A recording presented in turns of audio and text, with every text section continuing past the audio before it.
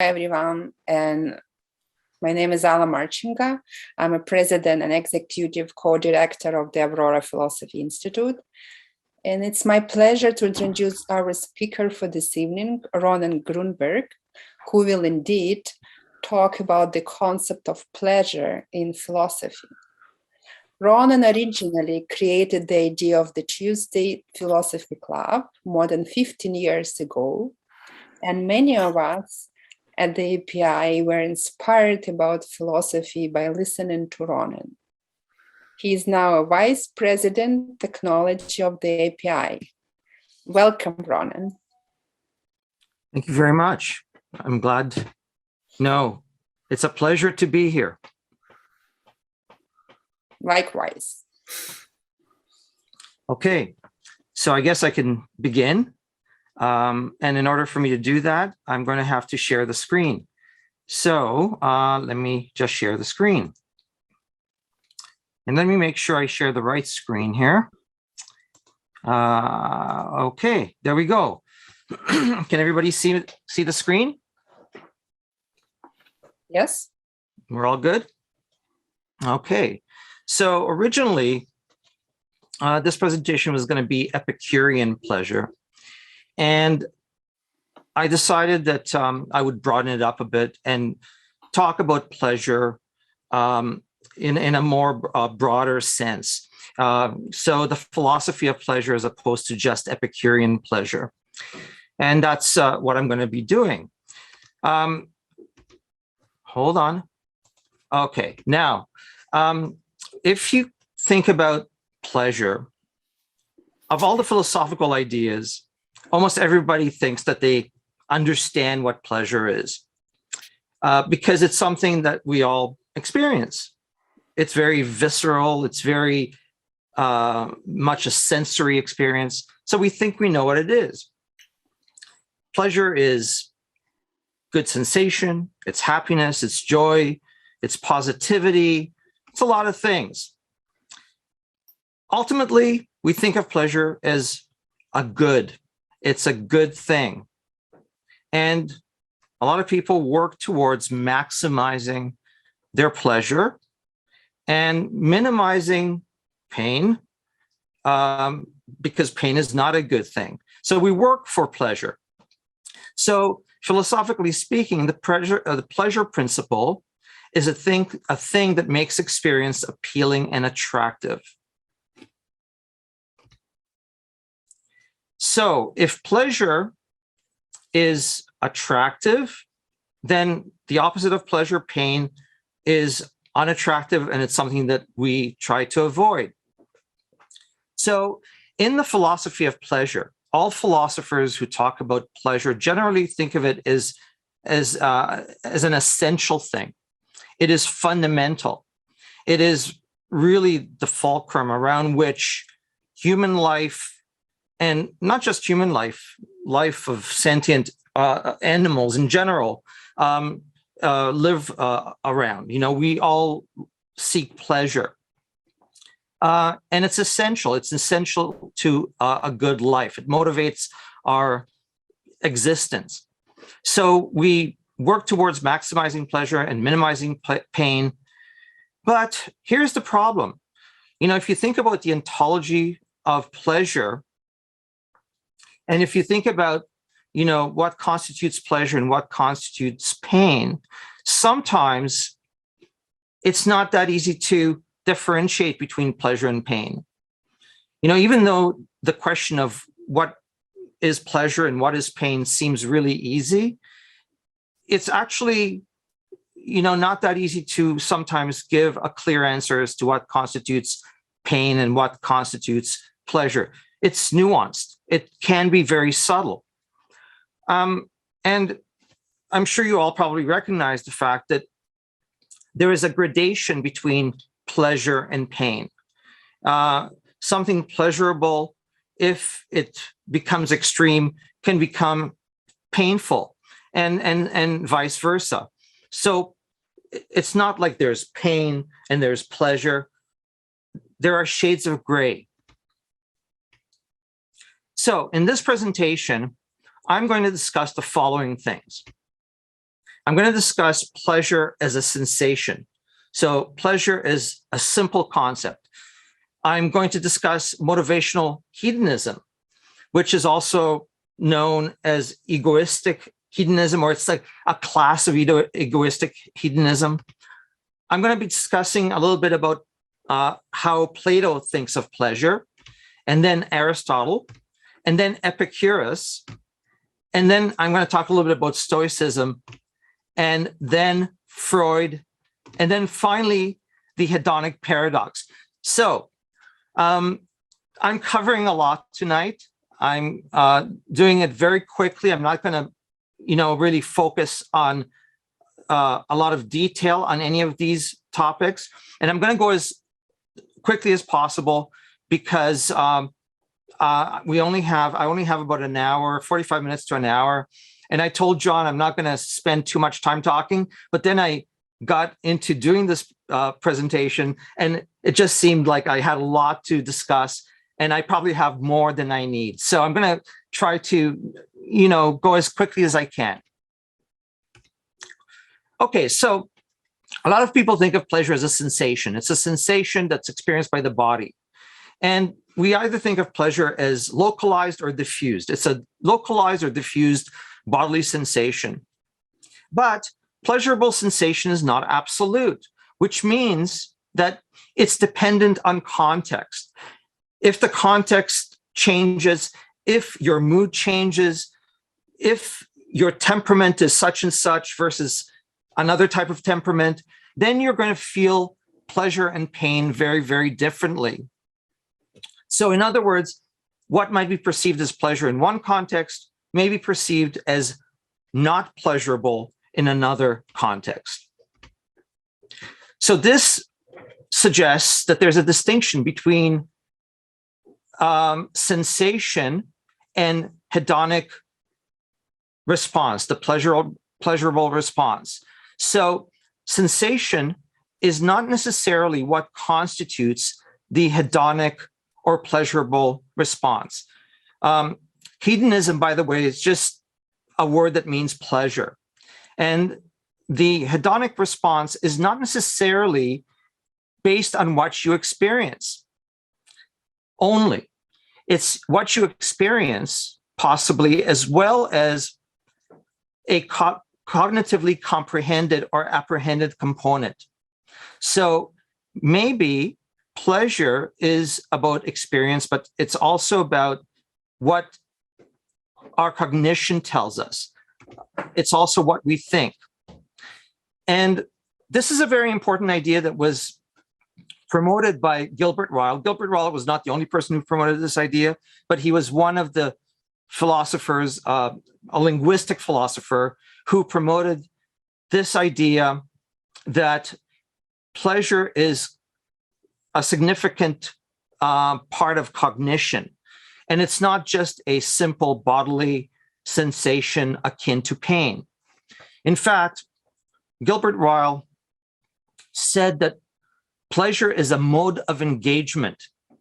It's a mode of engagement. In other words, pleasure comes from our everyday pursuits in the world. What we do is what gives us pleasure. So it's not the thing itself that we're seeking. Pleasure is not the thing itself that we're seeking. We're going through the world doing our thing, and pleasure is a kind of byproduct. And it's not just sensation. It's not mere sensation. There is a significant cognitive intention that's a part of pleasure. And this brings up an important question. Is pleasure fundamentally a feeling, something that we isolate experientially, or is it an attitude toward a sensation or activity? Does pleasure lie in the sensation or experience itself, or in our attitude towards the experience? And this is a really important question because it is at the heart of all hedonic philosophical discussions. Now, Gilbert Ryle takes it one step further. He not only says that it's cognitively significant or it's related to our cognition, but he also says that it's related to our disposition. In other words, our personality. We get pleasure by what we are disposed to do, based on whom we are. This pleasure happens when whatever we are disposed to do is interrupted or interfered with.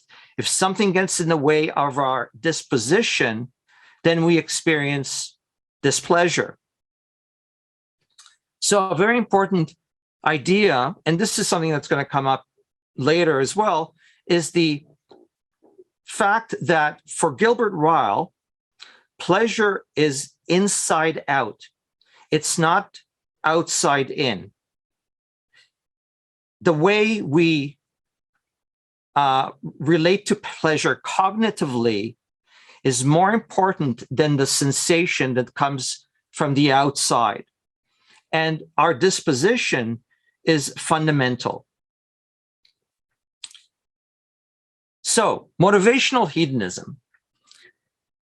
Gilbert Ryle represents a type of motivational hedonist, or at least what he says represents a type of motivational hedonism.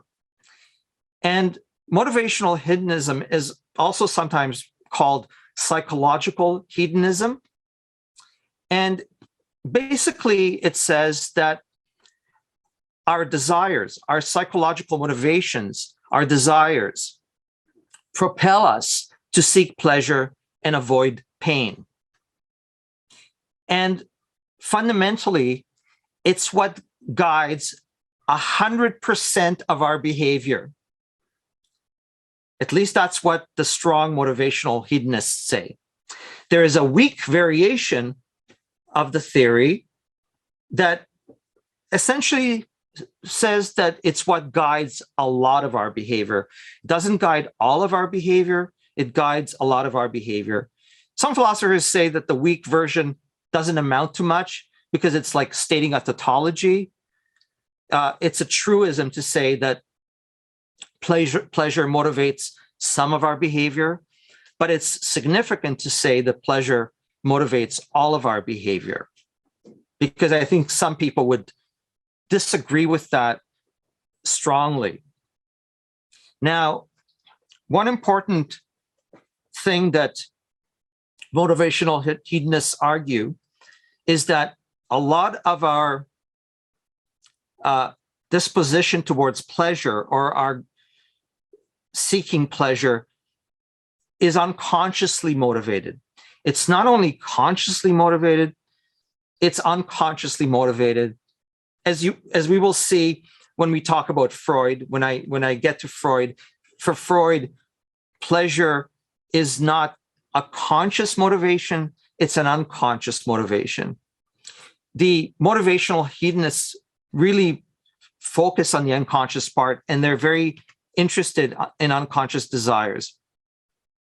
And some of the philosophers that kind of argued motivational hedonism include people like Epicurus, of course, Sigmund Freud with his id, ego, superego, Jeremy Bentham with utilitarianism, John Stuart Mill, also utilitarian, Plato with his concept of the good. They all argue a form of motivational hedonism. And of course, not to forget Aristotle, who's kind of a follower of Plato or a student of Plato. He also argues kind of a similar idea. So let's begin with one of my favorite philosophers. As everybody in the philosophy club knows, I always get back to Plato. And Plato, of course, is not typically thought of as a hedonist. He certainly wouldn't call himself a hedonist. However, Plato, like all philosophers, is very interested in answering the question and dealing with the question of what constitutes pleasure and how pleasure is related to the good. How is pleasure related to a good life? And for Plato, pleasure is intimately related to a person's intentions, similar to what Gilbert Ryle says. Unlike a hardcore hedonist who argues that the pursuit of pleasure motivates everything that we do, Plato takes the view that the pursuit of pleasure wisely can lead to the best possible life.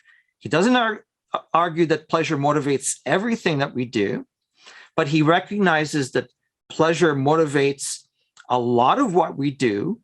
But he also says that pleasure must be sought wisely, because it's only then that we will lead a good life.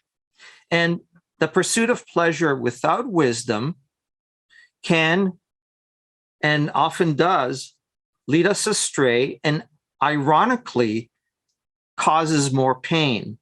So when we pursue pleasure unwisely, it can actually make us hurt, and hurt really bad. But this brings up the question of, what does it mean to pursue pleasure wisely? There's an interesting quotation from Plato's Credo that highlights what Plato might be thinking. He says, "The first and greatest victory is to conquer yourself. To be conquered by yourself is of all things most shameful and vile." So this quotation suggests something very interesting about what Plato thinks regarding human motivation. To act on impulse or in the blind pursuit of pleasure is shameful. And it is shameful because it distracts us from what really matters. The blind pursuit of pleasure is a distraction from what really matters. And what really matters are the things, pursuing things that have the potential to make us better human beings. And to have pleasure and the avoidance of pain as the only goal in life makes us no better than brute animals, ordinary animals. So he does not believe in hardcore hedonism. Now, a lot of what Plato had to say about pleasure and pain can be found in the dialogue Protagoras, of a very famous dialogue written by Plato, and one of the main characters in there is Socrates. And the main discussion about pleasure is between Protagoras and Socrates. Now, Protagoras was a well-known sophist philosopher. I won't get into what the sophist philosopher said, but I'm sure a lot of you already know. In any event, at one point, the discussion turns to the question of what constitutes pleasure, the discussion between Socrates and Protagoras. And Socrates points out that it's not uncommon for people to hurt themselves in the pursuit of pleasure. It's not uncommon for people to fail to see that what we call bad is not necessarily unpleasant in the short term. Bad things can be pleasurable. However, they are only pleasurable in the short term. For example, people will overindulge in eating food that causes pleasurable sensations, but harm the body in the long run. We're all familiar with that. We go to the restaurant, we're enjoying the food, it's pleasurable, we're eating away, and then we come home and we feel sick because we've overindulged. It was pleasurable, but the end result is not pleasurable. And what Socrates says is that this is not only true of like immediate pleasures like I just described, but even pleasures that have long-term repercussions. And so the question is, why would people do this? Why would somebody indulge themselves in short-term pleasure when what they're going to get is long-term pain? Plato or Socrates in this dialogue says it's because they do not know that pleasure is short while pain is long. They don't have an awareness of this. It's really a matter of ignorance. People are ignorant, and people make mistakes because they are ignorant. They don't see the long-term consequences because they tend to focus on the short-term pleasures. He gives the example of someone mistaking the sizes of things because of not taking into account distances. They think that something is small, when in fact it's not small at all. It's just far away, so it looks small.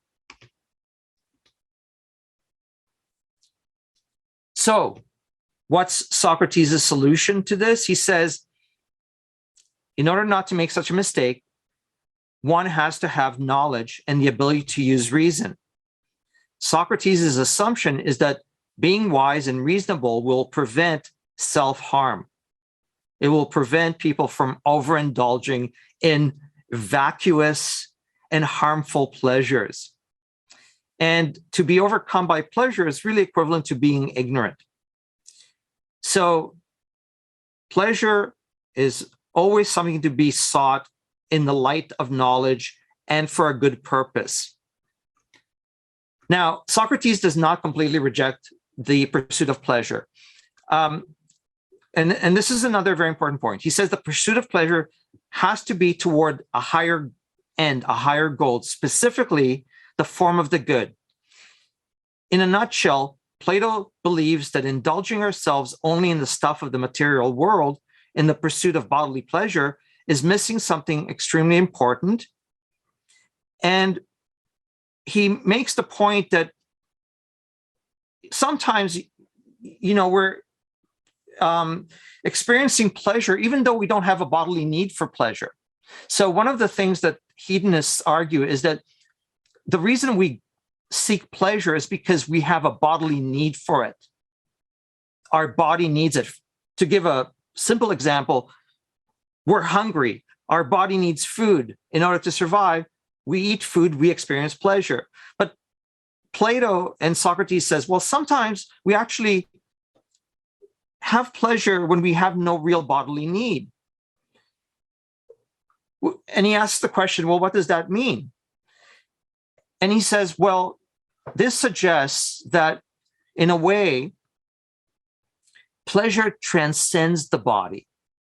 It transcends the body and suggests that there is a part of us that is motivated by something beyond the body. Now, here are some things that we do that are not related to the body that give us pleasure. For example, having a conversation, learning something new, having a thought, an interesting thought, having an insight, gaining knowledge, experiencing love, friendship, seeking the truth. These are all pleasurable things, but they're pleasurable things that don't in any way satiate the body. They're not sensations in the body. All of these things point us toward something, and what Socrates says they point us toward is the form of the good, which transcends the materiality of the body. So at this point, I'm just going to bring up a very important Platonic idea, and that's the concept of recollection. At the heart of Plato is the notion of anamnesis.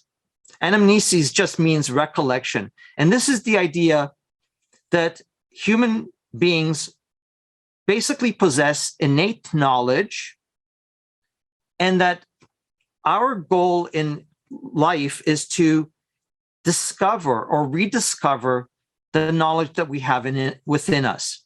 We have innate knowledge, and that knowledge is in us. And our goal is basically to remember that knowledge that we've forgotten. According to Plato, the soul is trapped in the body, and the soul, once existed outside of the body, not in this world, says Plato, but in another world, in a transcendent world.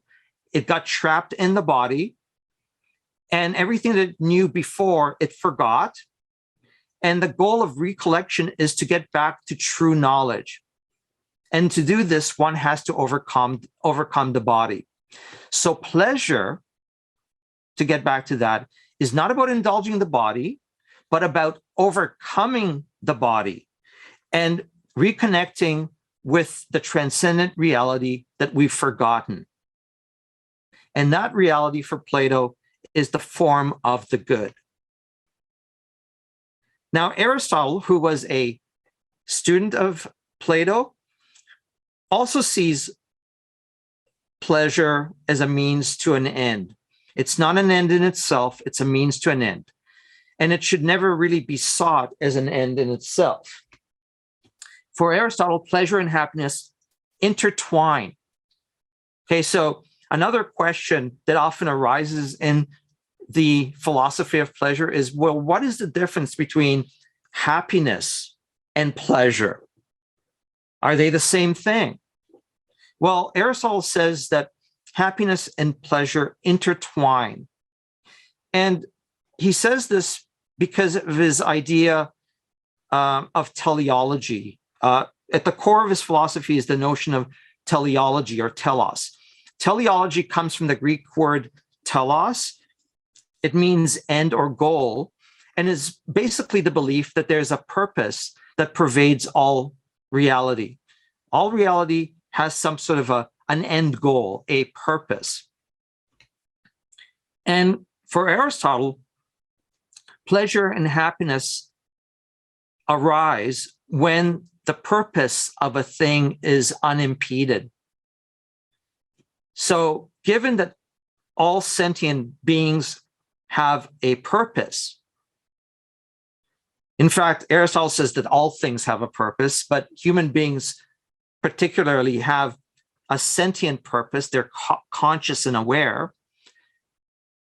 They get pleasure. Human beings get pleasure when the purpose of their life, whatever they are constituted to do, is unimpeded. True happiness encompasses the small pleasures of life, but the end goal is a fulfilled life.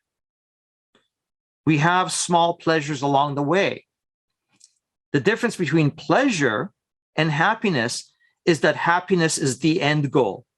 Pleasures are the little sort of things that we experience along the way, and happiness is the end goal of a life well lived, fulfilling its purpose, its goal, its end. So happiness is an end in itself for Aristotle.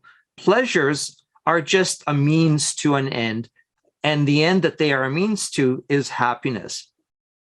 And happiness is the goal that encompasses the totality of one's life.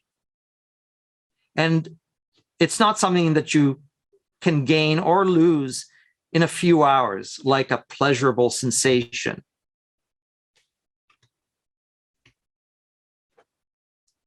Pleasure is a byproduct of living, moving, doing things. It's a byproduct. And it's a byproduct or an outcome of an unimpeded life that moves from potentiality to actuality. A good life is one that moves unimpeded from potential to actual. And ultimately, the value of life, how we measure it, is by how well we've lived it, how well we've fulfilled the potential that we have as human beings. And pain, the pain that we experience, is what we experience when potential goes unfulfilled. So, for example, regret is a kind of pain. Now, sometimes potential goes unfulfilled, not because of the fault of the person, but because of circumstances beyond their control. They may have a psychological illness. They may have a physical disability of some sort that makes it very difficult for them to fulfill their potential. However, Aristotle says that no matter what stands in our way, the truth of a well-lived life is doing whatever you can to fulfill your potential and to overcome external circumstances or internal circumstances. So in essence, the goal for Aristotle is to avoid pain and move unimpeded towards one's purpose. Okay, let's move on to Epicurean pleasure. Everybody knows or has heard about Epicurean pleasure. Epicurus advocated something actually very similar to what Plato and Aristotle advocated. He says that one has to live life moderately in order to avoid suffering incurred by overindulgence and too much pleasure. He says that trying to get pleasure is an innate part of human existence, but we need to be careful because we can't overindulge ourselves. And it's not inconceivable that, you know, we can make judgments, error in judgments when we seek pleasure, believing that, you know, certain things will lead to pleasure when in fact they will lead to pain. Now, Epicureanism divides pleasure into two broad categories: pleasure of the body and pleasure of the mind. Pleasure of the body involves sensations of the body. Pleasures of the mind basically are sensations of the mind, mental processes and states, feelings of joy, the lack of fear, pleasant memories. Pleasures of the mind don't exist only in the present. They exist in the past and in the future, but the pleasures of the body exist only in the present. The pleasures of the body can only be experienced in the moment. The pleasures of the mind are much more important for Epicurus because they exist in the past, the present, and in the future. The greatest pleasure a person can reach is the complete removal of pain. That's an important idea in Epicureanism. If you can remove pain, if you can avoid pain completely, you basically have reached or you have a good life. And in order to do that, in order to control pain, a person has to learn to control his or her desires, because desire itself is seen as painful. If you want something really badly and you can't get it, that desire is a pain. Epicurean philosophy distinguishes three types of desire: natural and necessary desire, natural but not necessary desire, not natural and not necessary. Now, I'm not going to read all of these because I do have a lot more to go through and I want to have a lot of time to talk. But in essence, natural and necessary desire are things that we absolutely need to live. We absolutely need those things to live.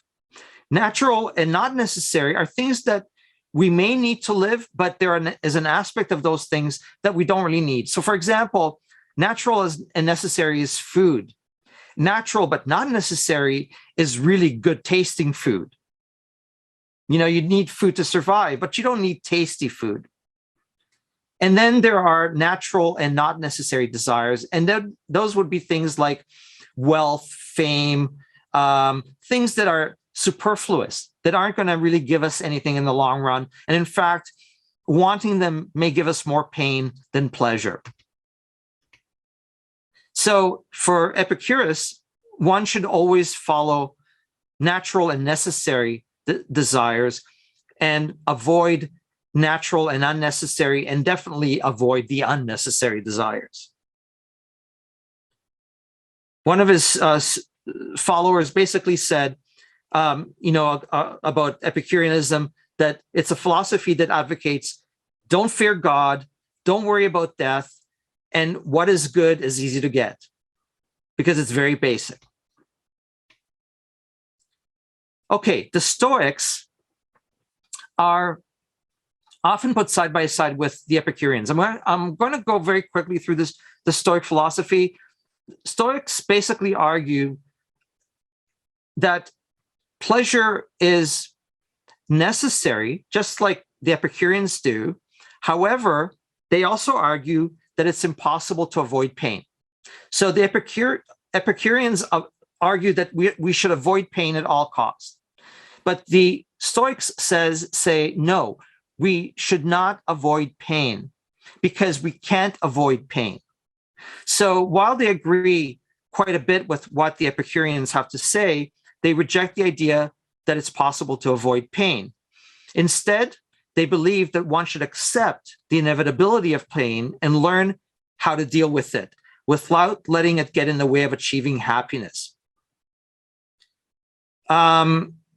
Seneca basically argued this, and I have a very long quotation, which I'm not going to read because it's too long. I'm just going to go on. But basically, what Seneca says is that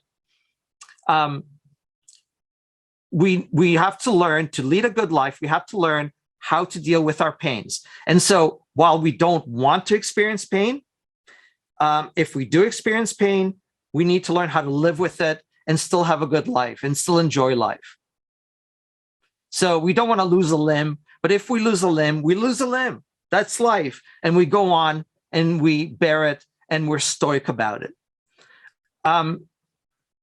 Because there are lots of things that are outside of our control, and therefore there are many things that can and will befall us that will make our life difficult. It's unequivocal. Everybody is going to have a difficult time at some point in their life. They'll experience sickness, loss, poverty, death, and other tragedies that befall human beings, and we don't have any control over these things. And it's all a matter of fortune in the end, right? The goddess Fortuna, the Roman goddess of fortune or luck, will decide what will become of us, and what we have to learn to do is accept things with strength and with fortitude, because we have no choice. And that, in fact, the Stoics argue, not only do we not have any choice, we should be open to it. We should be open to misfortune and learn to laugh at misfortune. So if fortune gives you bad luck, laugh at it. And if you laugh at it, it's going to make your life better, and you're going to be happier, and you're going to even experience a certain amount of pleasure in laughing at misfortune. So courage and wisdom is fundamental to living a good life for the Stoics.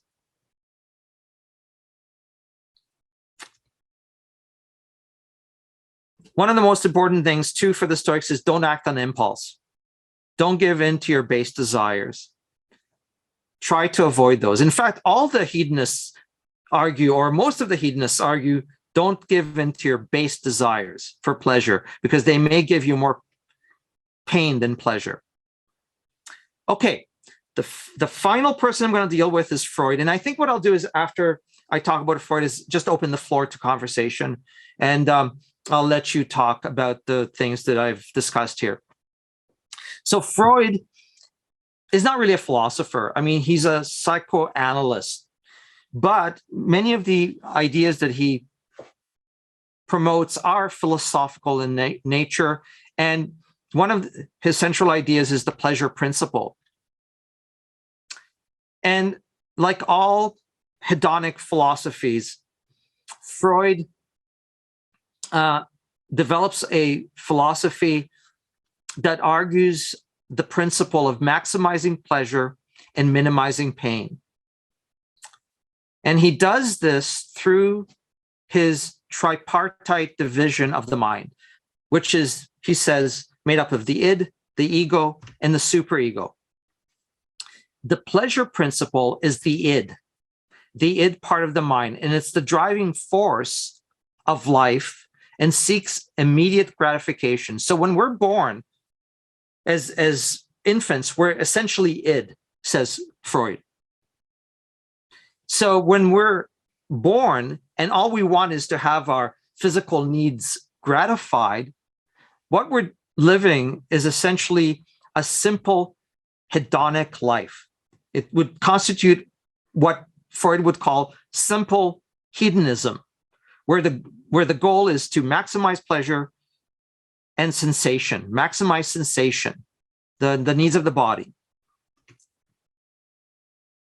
The id strives to fulfill our most basic and primitive urges: hunger, thirst, sex. When we're adults, we are still driven by these motivations, but they can't be expressed fully because it's not acceptable.